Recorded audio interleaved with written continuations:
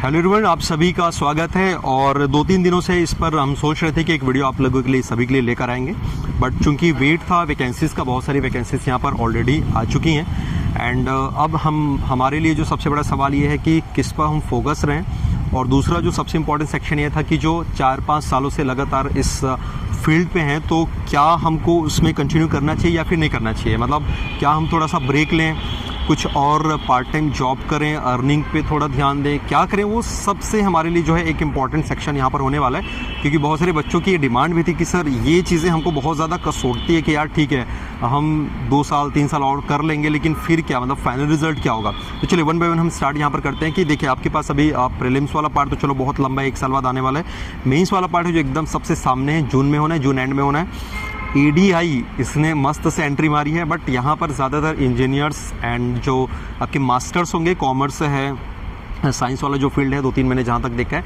और कुछ जो पार्ट स्पेशल जो मास्टर कर रखे हैं उन बच्चों के लिए।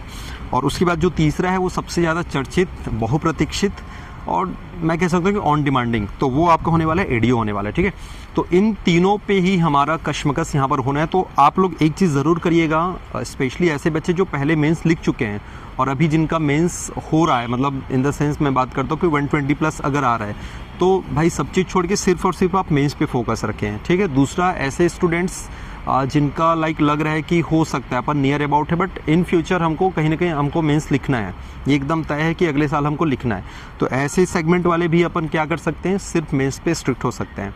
फिर नंबर जो 3 होता है, मतलब जो तीसरे टाइप के जो स्टूडेंट्स हो रहे हैं, वो भाई मतलब एकदम बाउंड्री वाले हैं अपन, बट ये है कि एकदम अर्जेंसी में चाहिए ही चाहिए हमको, तो क्या कर सकते हैं अपन, कुछ भी कर सकते हैं। तो फिर आप चाहिए ADO के पास चाहिए, क्योंकि कॉमन ग्रेजुएट है, ऑब्वियस ही बात है। फिर हम आते हैं वो सेगमेंट्स जिनको लग रहा है कि इंजीनियर्स वाले ज़्यादातर यहाँ पे होने वाले हैं, ऑलमोस्ट 70 to 80% इंजीनियर्स होंगे।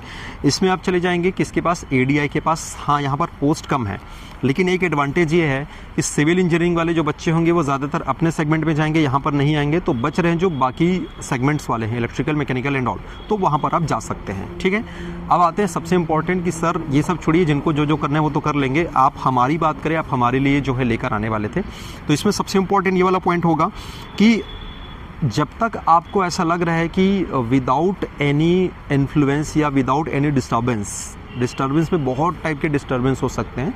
अगर आप 25-26 साल के हैं और घर में कोई नहीं है कमाने वाला, अर्निंग का बिल्कुल सोर्स बहुत लगभग ज़ीरो हो चुका है, ऐसे केसेस में you should have any kind of job. मतलब मैं ये रिकमेंड करूँगा कि आपको करना चाहिए, कोई दूसरा कुछ भी करो, बट एटलीस्ट इतना करो कि वो टीचिंग से रिलेटेड हो।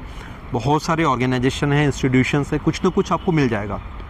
एडहॉक पे कर लो आप पार्ट टाइम आप कर लो, लेक्चर बेसिस पे आप कर लो। अगर आपको टीचिंग करने का शौक है, कंटेंट बनाने का शौक है, कंटेंट बना लो, 6 से 7 घंटे समय दो। अगर वो 8 से 9 घंटे आपसे मांगते हैं, 12,000 15,000 अगर दे रहे हैं, 10,000 दे रहे हैं, जितना भी दे रहे हैं, तो घंटे हिसाब बाइफर्केट कर लो। आप 6 घंटे जॉब करो, 3 घंटे पढ़ाई करो, जो करना है वो करो। मैंने उनके लिए कहा जो बहुत ज़्यादा अर्जेंसी है, बहुत ज़्यादा जिनके लिए ये चीज़ें आवश्यक है। इसके बाद हम चलते हैं जो फीमेल कैटेगरी की है वहाँ पर। तो फीमेल कैटेगरी में प्रॉब्लम क्या होता है कि सब चीज़ ओके रहता है, मतलब लाइक फाइनेंशियली ओके है, सपोर्ट भी है, सब चीज़ें हैं, बट वो शादी वाला एक टेंशन आता है। ऐसे केसेस में भी आप लोग कुछ समय तक अगर होल्ड करना है, अगर ऐसा लग रहा है कि होल्ड किया जा सकता है, तो डेफिनेटली होल्ड किया जाना चाहिए।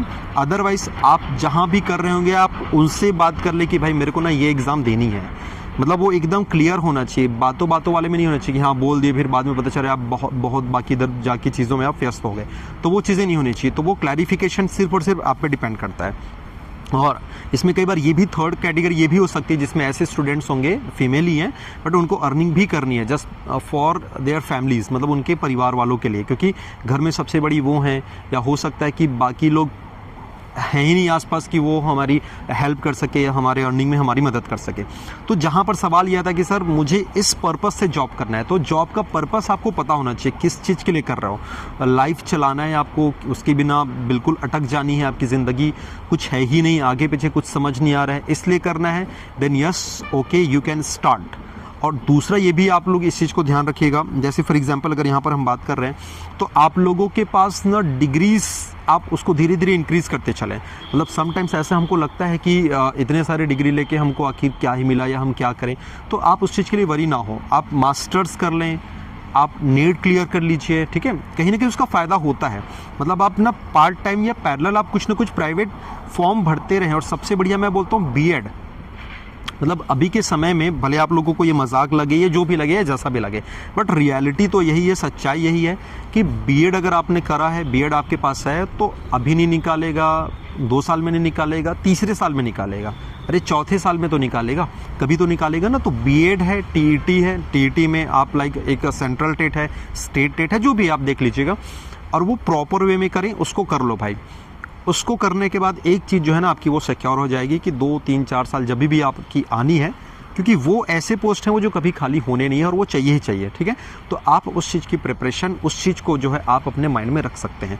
तो सारा का सारा चीज़ ना एक आप कशमकश को साइड में रखो, और 3 जो आपकी जो वैकेंसीज आ रही है, आप तीनों पे प्लीज़ फोकस मत करिए। मैं बार बार आप लोगों को बोल रहा हूँ, वहाँ पर आप फंसेंगे। आप जो है या तो मेन्स ओरिएंटेड हैं, सिर्फ मेन्स को करें, एडीआई है तो आप सिर्फ एडीआई करें, एडीईओ है तो आप सिर्फ एडीईओ को ही करें। आई होप कि आप लोगों को ये चीज़, ये कंक्लूज़न समझ आया होगा। कोई भी और दूसरा कन्फ्यूज़न है तो आप मुझे कमेंट कर सकते हैं, वहाँ पर हम आप लोगों के लिए कुछ स्पेशल लेकर आएंगे। उन चीज़ों को हम वहाँ पर डिस्कस करेंगे किसी और टॉपिक पे, बुक्स से रिलेटेड और दूसरी और स्ट्रैटेजी से रिलेटेड, जो भी चीज़ें अगर ऐसी आपको लगती हैं तो आप कमेंट कर सकते हैं, वहाँ पर हम आपको आंसर ज़रूर देंगे, ठीक है। तो बने रहे हमारे साथ। अगर आप हमारे इस चैनल पर नए हैं तो सब्सक्राइब आप ज़रूर करें।